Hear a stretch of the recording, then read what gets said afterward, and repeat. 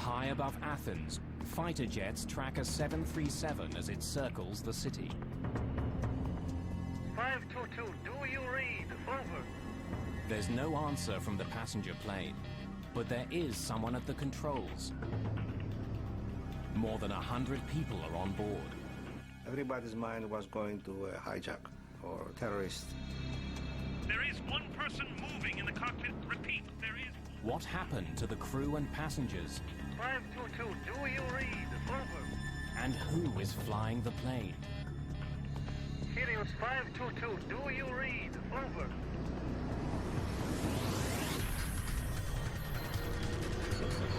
Mayday, mayday.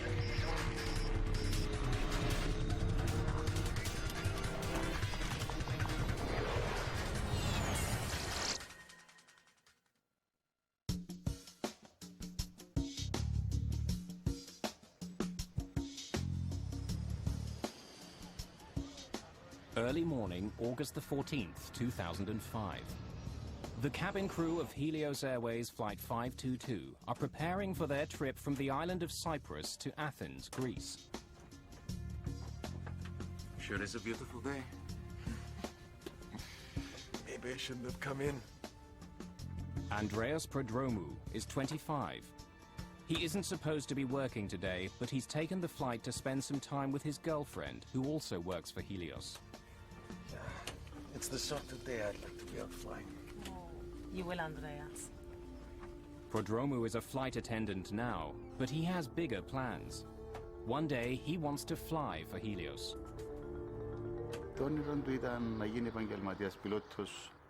His dream was to become a professional pilot. Personally, I wanted him to stay in the family business. We often talked about this. We've got company. Stay one at the back. I will.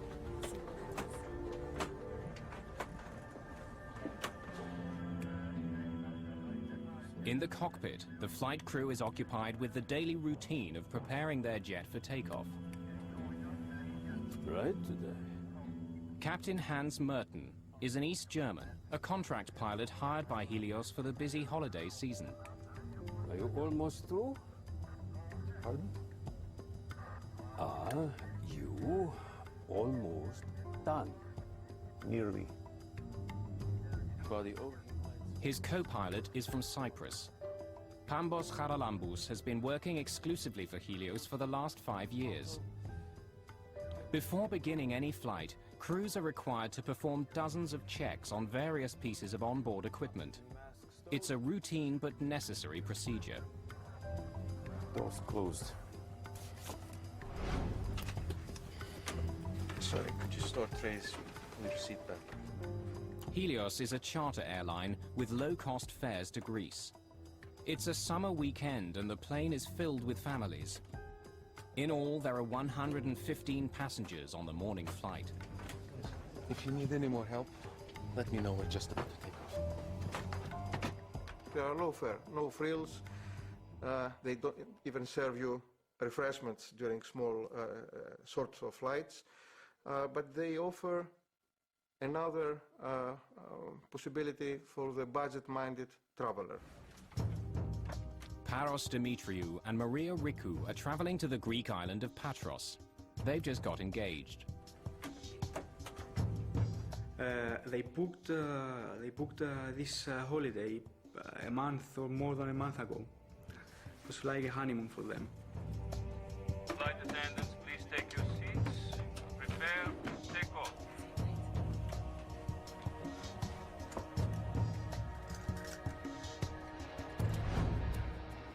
Just a few minutes after 9 in the morning, Helios Airways Flight 522 lifts off into the bright sunshine.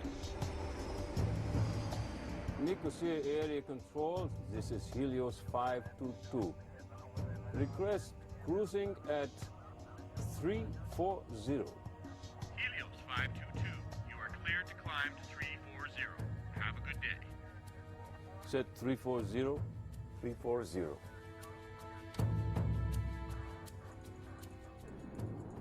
Minutes into the flight, the plane is still climbing towards its cruising altitude. Suddenly, an alarm blares in the cockpit. What is it? The takeoff config warning? The flight crew is confused.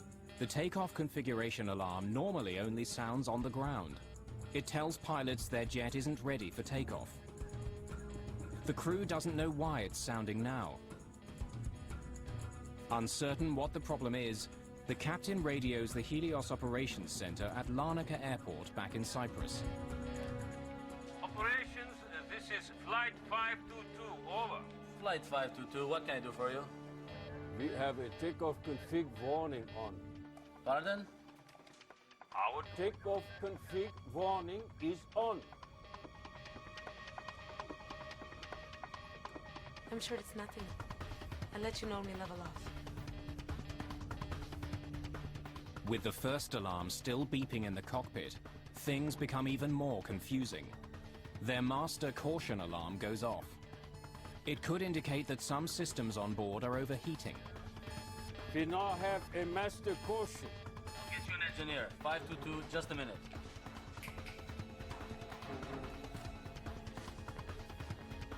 I find him very hard to understand. His accent is quite thick. Flight 522, what can I do for you? The ventilation cooling fan lights are off. Sorry, can you repeat? While the pilots and ground engineers try to troubleshoot the two alarms, most passengers have no idea there's a problem until... Everyone, stay calm. Please remain seated. Everyone, please put the oxygen masks on completely over your mouth and nose. The protocol was immediately to secure yourself, grab an oxygen mask, stay in your seat. If you can help passengers without getting up, you could help them, and you should help them, but you would not risk the safety of any cabin crew member to go and help a passenger which is 5 or 6 rows further up. Their procedure would be to grab their mask, don it, and wait for the aircraft to level off or commence with the descent. No one in the cabin knows what the problem is. They're waiting for information from the cockpit. The pilots are unaware that the oxygen masks in the cabin have dropped, and they still don't know why their takeoff configuration warning is on, or why their systems are overheating. Both of my equipment cooling lights are off. This is normal. Can you please confirm your problem? But the engineer on the ground is struggling to get a clear picture of what's happening in the air. They are not switched off. Can you confirm that the pressurization panel is set to auto? Where are my equipment cooling circuit breakers? Behind the captain's seat. Can you see them? What's going on? There's something wrong with the electrics on 522.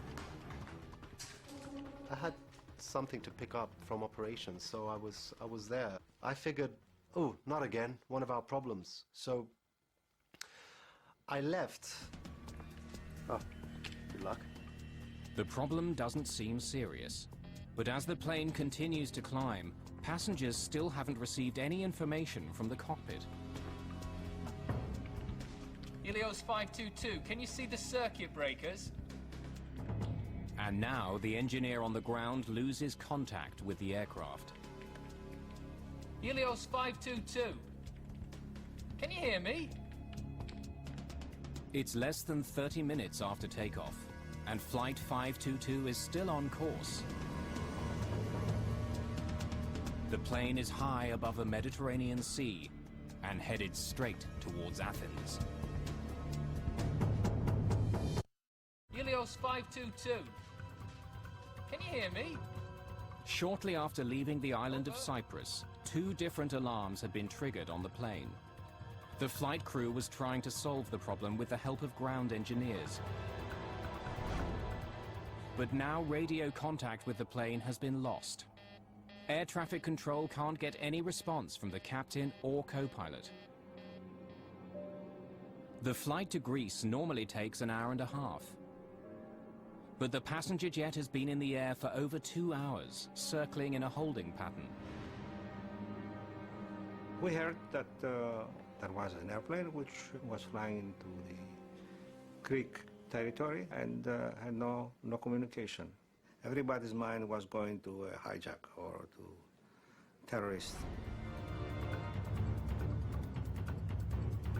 More than 3 million people live in Athens. A plane slamming into the city could cause an incredible loss of life. This is a runaway aircraft. It's a possible hijacking or it's a possible terrorist act, so let's involve the military. The Greek Air Force scrambles 2 of its most sophisticated fighter jets to investigate the Helios plane. Helios 522, do you read? Over. But the pilots aren't getting any response. One of the jets flies closer to the cockpit. Someone is in the co-pilot's seat, slumped over the controls. But there's no sign of the captain at all. The fighter pilot radios air traffic control in Athens. Athens ACC, there is one figure in the cockpit of Helios 522. He appears non-responsive. Athens ACC, checking the cabin. He can see passengers in their seats, but none of them reacts to the presence of the jet.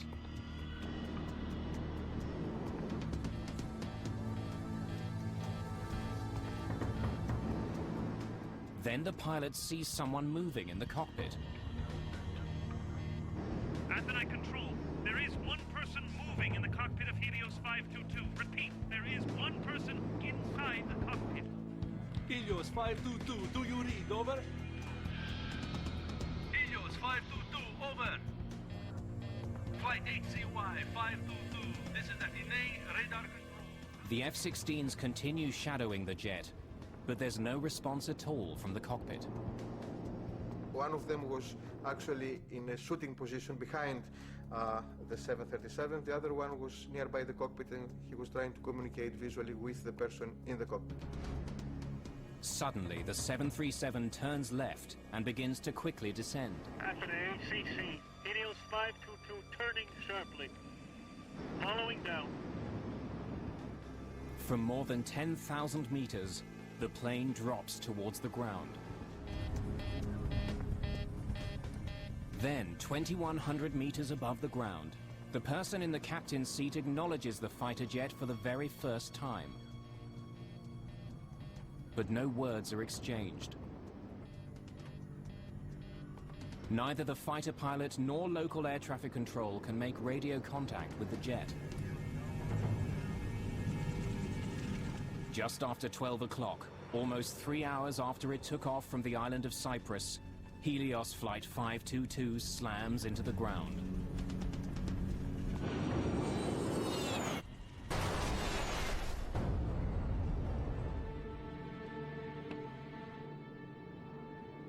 Athens ACC, Helios 522 is down. Repeat, Helios 522 is down on Grammatico Hill. Over. Fire and rescue workers rush to the crash site. There are no survivors. Flight attendant Lazaros Temetsian is stunned by what he hears at the company's operations center. It was the most chaotic scene I've ever seen. When I went back, our operations controller said that he'd lost the aircraft and his eyes, he's starting to cry. Helios is a small company with just 3 jets. Members of the cabin crew have been working together for years. For Paul Simeonides, news of the crash is particularly terrifying. He's a flight attendant for the airline, and so is his fiancée. I think that must have been the worst 30 minutes of my life following that first image, because Victoria was flying that morning to Glasgow. I had everyone and his brother, every person we knew was calling me up to find out if I'm alive, if Victoria is alive, what happened, why it happened. At first we said, it takes 1 hour and a half to go to Greece, so probably it's not that plane. And it took about 2 or 3 hours later to know that Paris and Maria was on the plane that crashed. Andreas Prodromu's father didn't know his son had been called to fill in on Flight 522.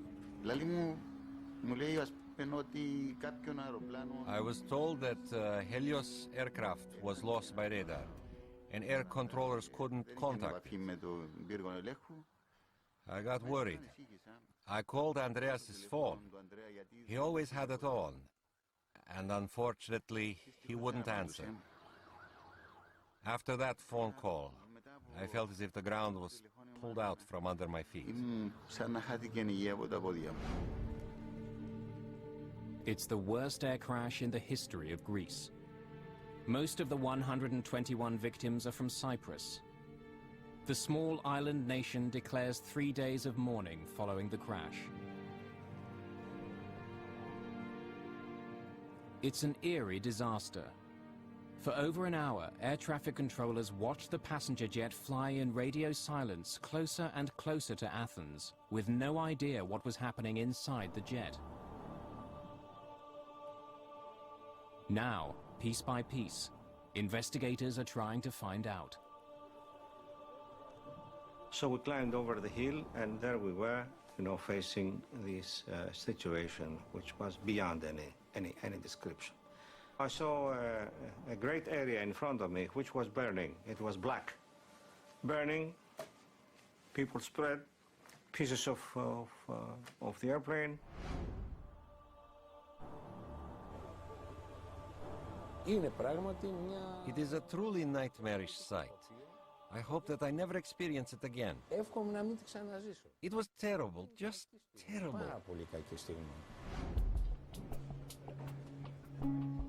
Investigators immediately start looking for the cause of the crash.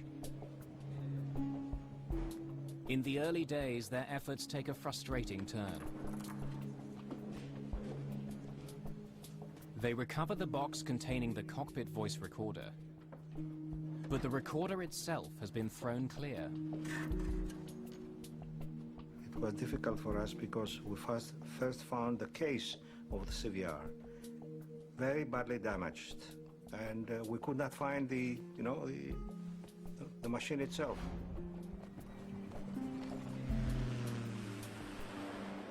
Bodies recovered from the wreckage are brought to the offices of Athens' chief coroner. Autopsies add more mystery to the case. Everyone on board the plane was alive at the time of the crash. There were scenarios at the time that they had all died in midair. But the truth,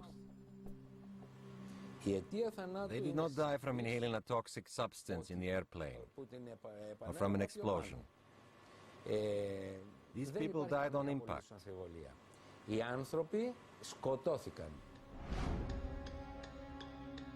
But if the passengers were alive the entire flight, why didn't the pilot of the fighter jet see any activity inside the cabin?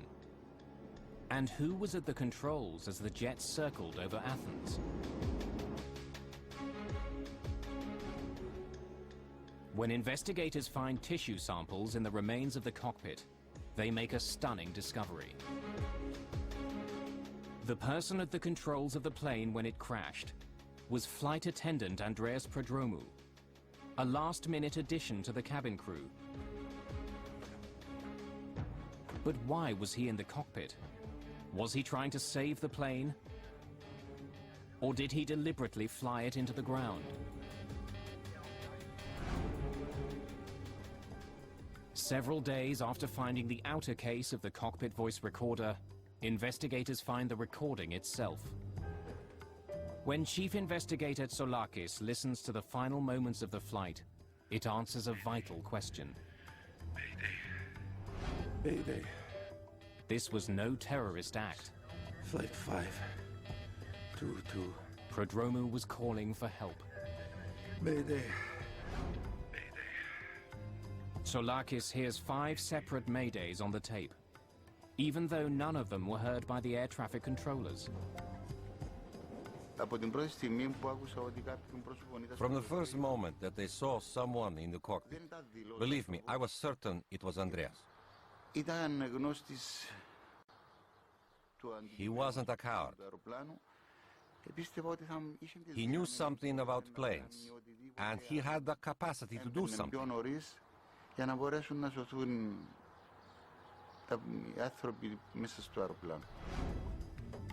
In fact, Prodromou had his commercial pilot's license. It was the first step towards his goal of becoming a captain for Helios. It's the sort of day I'd like to be out flying. Oh, you will, Andreas. But all of his training wouldn't have helped save the jet. When he was seen at the controls, Flight 522 had been in the air for almost 3 hours. And the reason the Helios plane seemed to veer away from the F-16s following it was because its left engine was out of fuel. No matter what caused the alarms to sound, the ultimate reason for the crash was simple. The DFDR and CVR gave us absolute proof that the plane ran out of fuel. And this was the cause of the crash.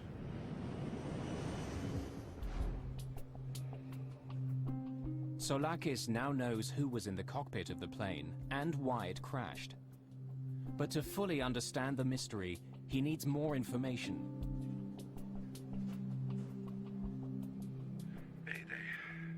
His investigators uncover a suspicious history of maintenance issues with the Helios jet. Issues that could help explain what happened on Flight 522. Less than a year before the crash, the same aircraft had suffered a rapid decompression.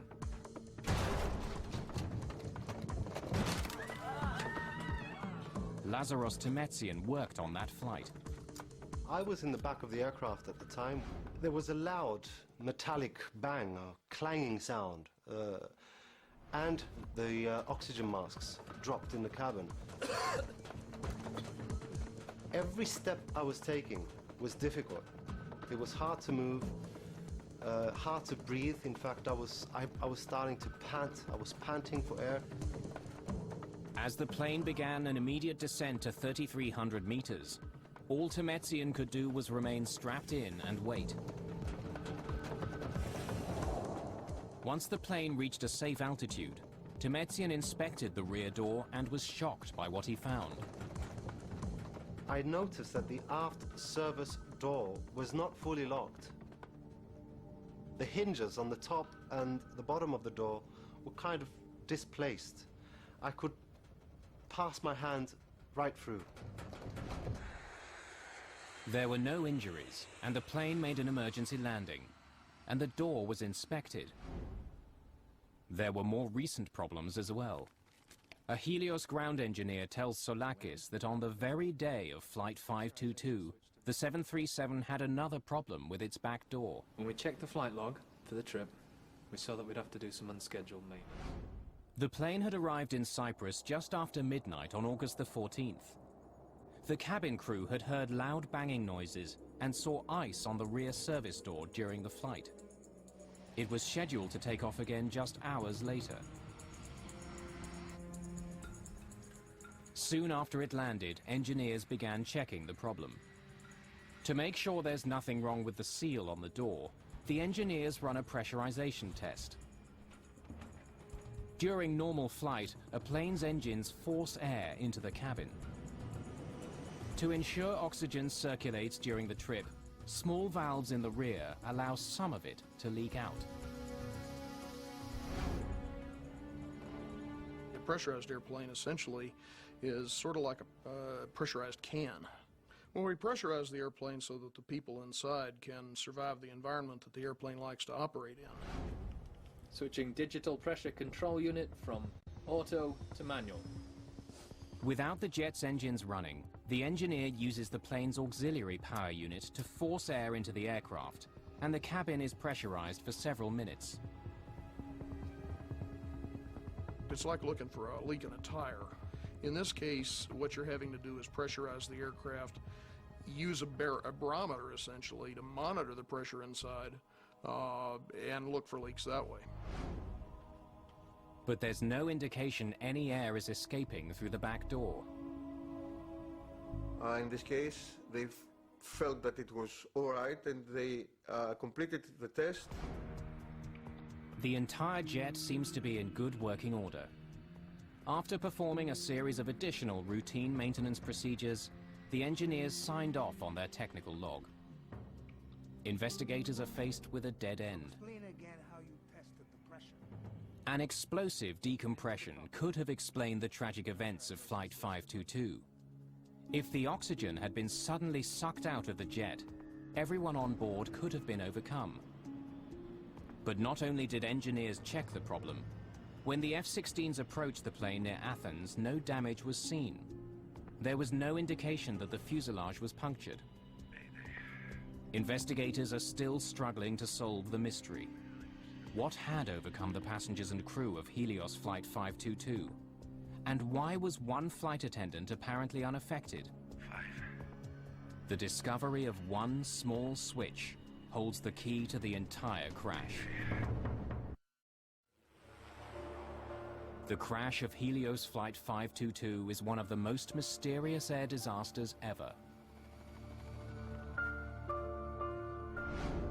Helios 522, do you read, over? All investigators know for sure is that shortly after takeoff, the crew stopped communicating with air traffic controllers. Helios 522, over. They still don't know what had happened to the plane's captain or the rest of the crew. Tell me about what happened the day of the flight. They concentrate on the conversation between the pilot and the Helios engineer shortly after takeoff. As the plane passed through 3,700 meters, an alarm sounded in the cockpit.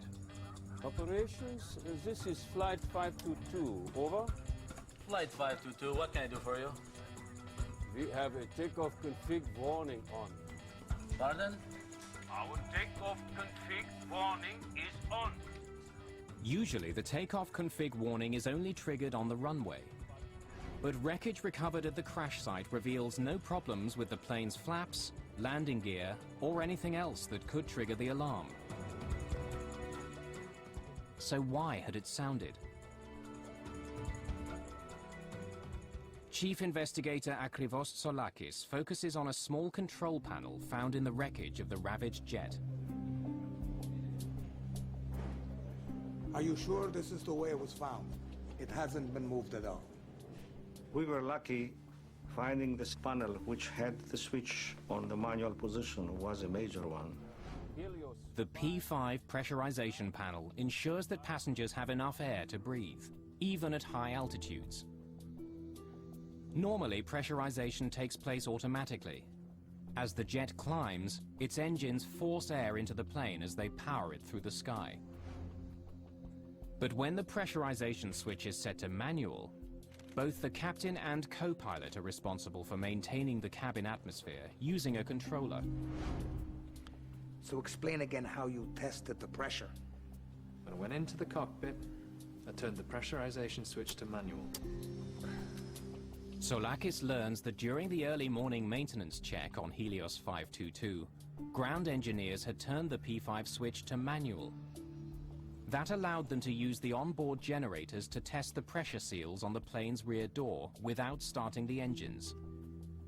When the test was over, they didn't turn the switch back to automatic.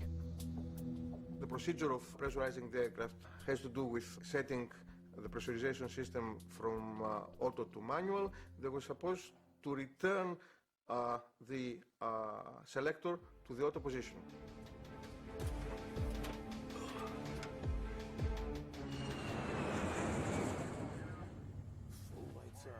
Several hours later, when the flight crew entered the cockpit, the pressurization switch was still set to manual. Air switches. It's bright today. Are you almost through? Pardon? But neither the pilot nor co-pilot saw it. As a result, after takeoff, the cabin would not pressurize automatically. And the higher Flight 522 climbed, the thinner the atmosphere became. Not turning the switch back to automatic was a deadly, hidden danger. Are you sure this is the way it was found? It hasn't been moved at all. Soulakis believes this panel could be the key to the disaster. Leaving one switch on manual could have led to all the other problems the plane faced. To prove he's right, he takes an unusual step. 4 months after the disaster, he takes an Olympic Airlines 737 on the same route flown by the Helios jet. If he's right about what caused the crash, this plane should react exactly like the doomed airliner did. Make sure the P5 is set to manual.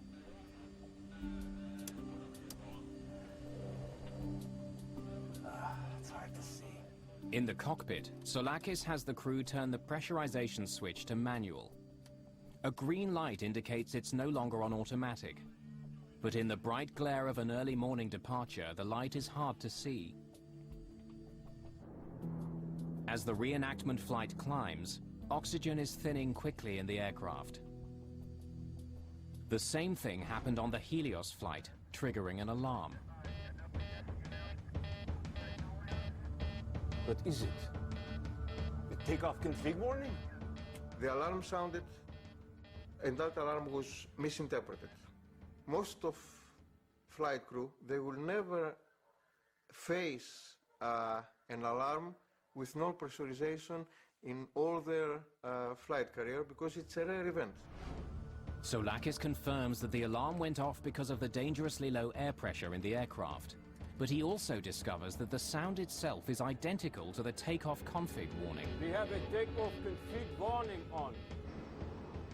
But even if the flight crew did misinterpret the first alarm, they still had another chance to determine what the real problem was.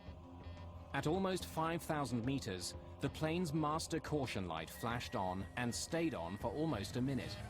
We now have a master caution. But once again, the pilots misinterpreted the cause of the alarm. The master caution light can indicate that the plane's systems are overheating. But it can also tell pilots the oxygen masks are down. In this case, it was doing both at the same time. But since the crew didn't think they were having pressurization problems, they focused on the plane's cooling systems. The alarm about the non-cooling was a side effect of non-pressurization. Actually, it was not really that there was a high temperature inside the avionics bay, but it was the sensors that they were supposed to measure the temperature and the pressure in that area sensed that something was wrong. On the recreation flight, investigators monitor instruments recording the same events occurring on board their aircraft. At the same time, they also begin to feel the effects of the lack of oxygen. The first feelings you'd start to have were your ears would pop, and you'd start feeling pressure in your sinuses. As you climb higher, you begin to feel almost giddy. It's almost like having a couple of drinks of alcohol. The dwindling oxygen levels could also help explain some of the crew's bizarre behavior. When the ground engineer asked about pressurization, Can you confirm that the pressurization panel is set to auto? Captain Merton ignores the question and responds with one of his own.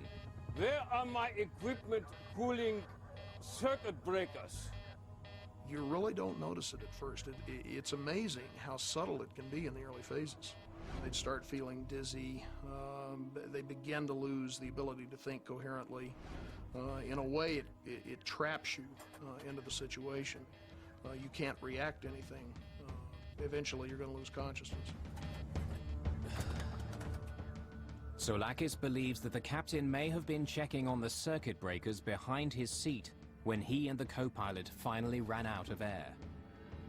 And unlike in the cabin, the oxygen masks in the cockpit do not automatically deploy if the atmosphere begins to thin. Helios 522. Can you hear me? On the other side of the locked cockpit door, no one in the cabin would have known that the plane was now flying itself. Nor would they have realized that a limitation of the passenger oxygen system had sealed the fate of everyone in the cabin. Passenger masks are supplied by a chemical generator above their seats. But the generators only produce enough oxygen to last about 12 minutes. Well, the problem with the passenger masks is, for one thing, they're not designed to keep you oxygenated at a high altitude. What they're designed to do is give you enough oxygen so that you can survive until the pilots get the airplane down to a low altitude. In almost every event where we've had a decompression, that's been perfectly adequate. For those who did put their masks on, they would have remained conscious for several minutes until their oxygen ran out. Then they too would have passed out. Once you get up to 34,000 feet, you're talking useful consciousness of 30 to 60 seconds. Most of the people, once the hypoxia begins to cause them to lose consciousness, they're just going to go to sleep. Without a flight crew, Helios 522 would have continued to Athens on autopilot. When the crew didn't take control, the autopilot would have put the jet in a holding pattern as it flew over the airport.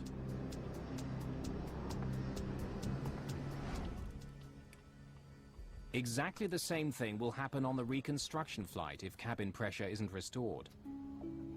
Soulakis asks the co-pilot to reset the P5 panel to auto before the jet continues to climb to its cruising altitude of just over 10,000 meters. Then, as it approaches Athens, Soulakis also has an F-16 shadow the jet, performing the recreation. He wants to confirm that it was Andreas Prodromou at the controls of Flight 522 when it went down. We dressed one of our guys with the uniform of the steward. And he came in, he sat on the captain's chair, and the F-16 was looking at him. He was confirming that it was exactly what he saw on the accident plane. The reconstruction also answers another question about the tragic fate of Helios Flight 522. The cockpit voice recorder picked up several strange noises. They're heard just before Prodromou enters the cockpit. Soulakis confirms that these sounds were made by Prodromou using the electronic keypad to unlock the cockpit door. We confirmed all those items and during the enactment flight, and it was very, very useful. It filled a lot of gaps we had. Okay, take it down. For Chief Investigator Soulakis, the reenactment flight has been convincing. There was no dramatic cabin failure. Instead, a series of small mistakes and misunderstandings had led to the worst air disaster in Greek history.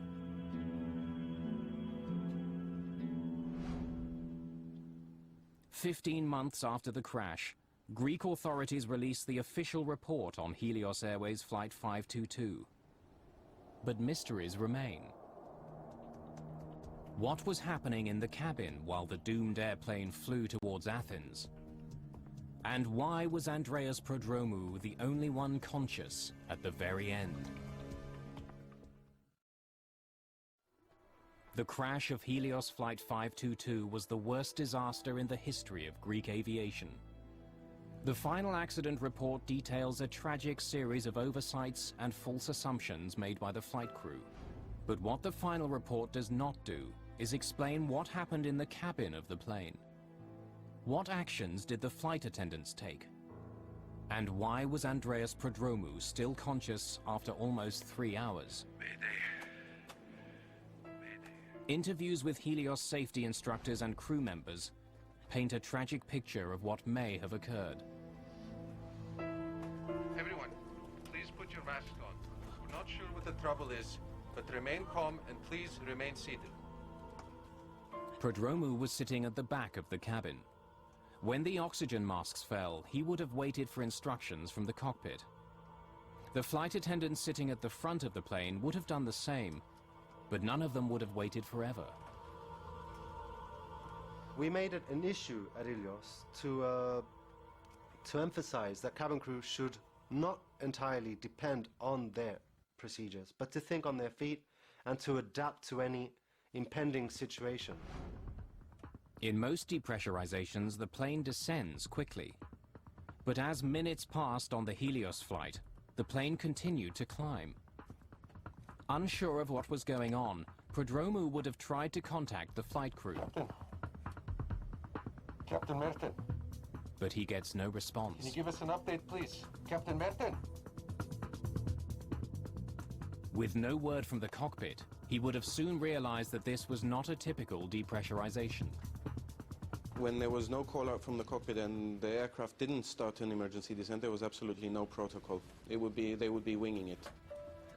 By now, Prodromou must have felt that something was terribly wrong. But to find out what the problem was, he had to leave his seat. The oxygen available on the 737 is, of course, the dropout oxygen. 10% of those masks are available for the crew in case of a depressurization incident. There are extra masks per every seat row. Taking advantage of the extra passenger masks, he could have made his way to the front of the plane, a process cabin crew called monkey swinging. But if more than 12 minutes had passed, his girlfriend and the other flight attendant may have still been in their seats, and like the passengers, overcome by hypoxia. But Prodromou was a scuba diver and a former soldier in the Cypriot Special Forces. His training may have helped him to stay alert a little longer. Andreas was not a coward. He was a brave person. Fearless, brave and very calm. But to survive after the passenger oxygen system stopped working, he needed another solution. The 737 had 4 portable oxygen bottles. Each one could last more than an hour. All 4 bottles were found at the crash site. 3 of them appeared to have been used. While the F-16 pilot saw Prodromou in the cockpit just before the crash, it may not have been the first time he had gone in. As he did at the end of the flight, he could have used the security code to unlock the door earlier.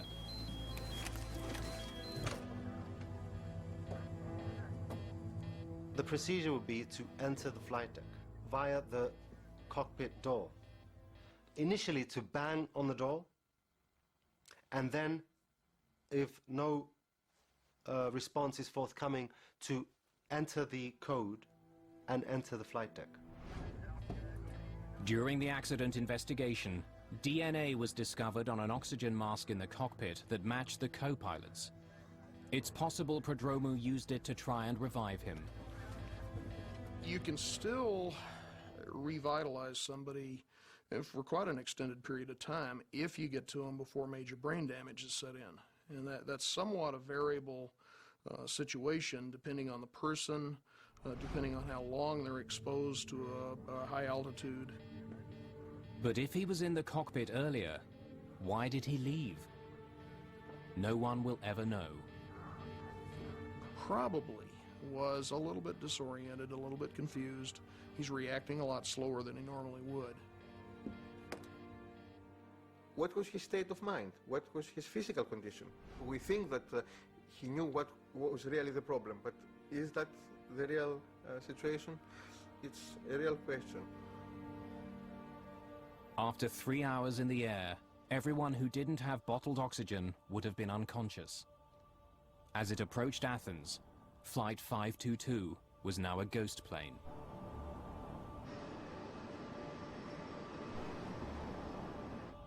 Most of the victims, they probably still had heartbeats when the airplane crashed, but almost certainly were in an irreversible coma. Hypoxia is no more painful than falling asleep. But for Andreas Prodromou, the flight must have been a nightmare.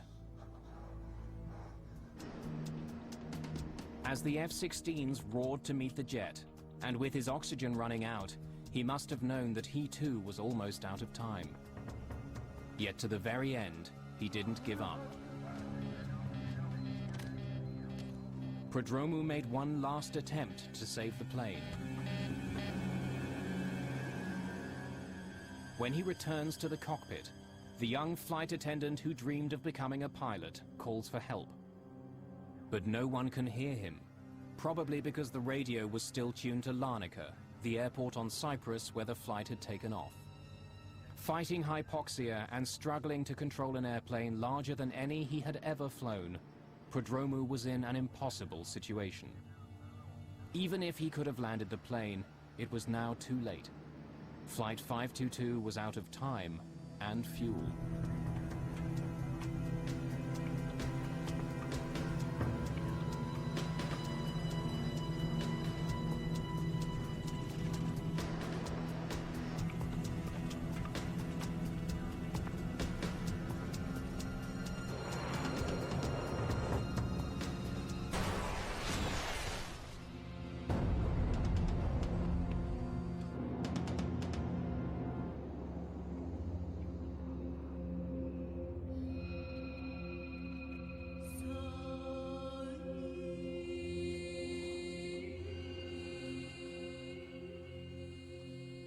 There are pictures of Andreas in Cyprus, in the cemetery where he and his girlfriend Charis are buried side by side.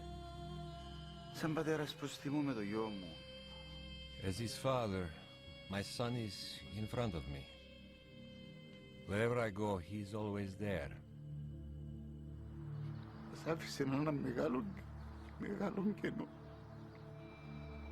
He left a very big gap.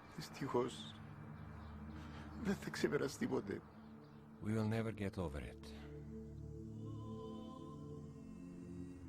There are pictures in Greece, too. On the hill north of Athens where Helios Flight 522 crashed, there are faded photographs of many of those who died. Bleached by the brilliant Mediterranean sun, they gaze over the rugged, ancient terrain, silent witnesses to one of the world's most bizarre and tragic airline disasters.